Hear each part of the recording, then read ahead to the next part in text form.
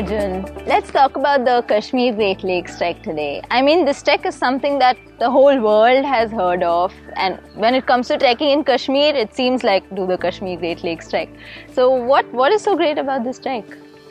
So, Swati, trekking in Kashmir is very different from trekking anywhere in our country. I mean, there is treks in Kashmir and I would put the rest of the treks like that. It's a much wider canvas. If you have to give it a perspective, then the rest of trekking in India is in 35 mm, Kashmir is in 70 mm. It's a much wider canvas. So the grandeur of Kashmir is something which will really take you by surprise.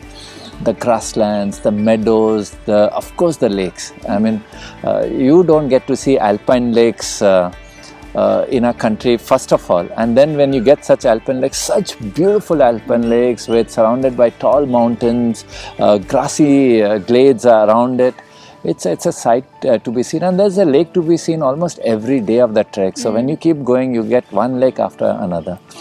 So lakes, the grasslands, the wider canvas, the forest, the unique trees that you get to see in Kashmir, these are all put together, makes trekking in Kashmir at a much wider canvas.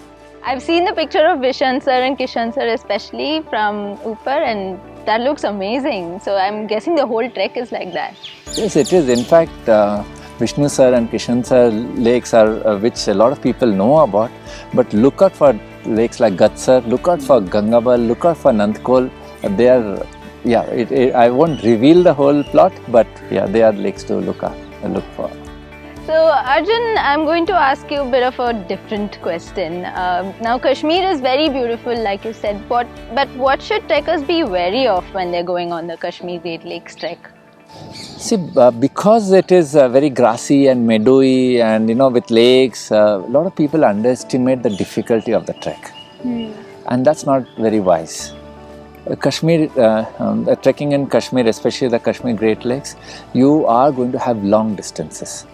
Every day is long, easily over 7-8 hours. You need to be prepared for such long days of trekking. The first day of trek especially climbs quite a bit.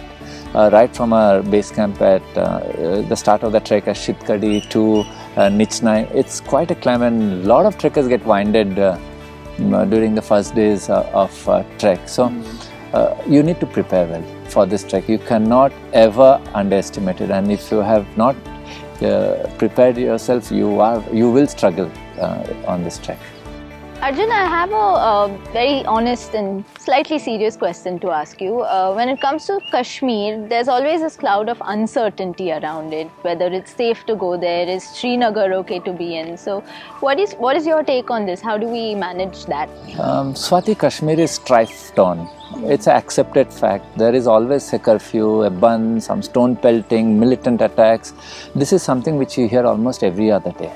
That still doesn't mean trekking in Kashmir is unsafe. You can trek because the trekking zones are practically, there's really nothing there. It's open grounds for trekking. But keeping this in mind, there is always a worry around Kashmir. And I would suggest two things. One is, scan the newspapers, and if you feel there's an escalation in Kashmir, there are always other Indiahikes treks to do, and Indiahikes will always transfer you to those treks. That's never an issue.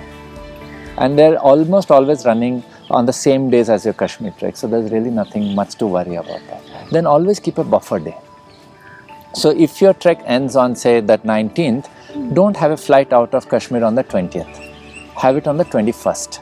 Keep one buffer day to take care of any eventualities. You must always keep a buffer day for Kashmir outside any buffer day which is already built into the treks.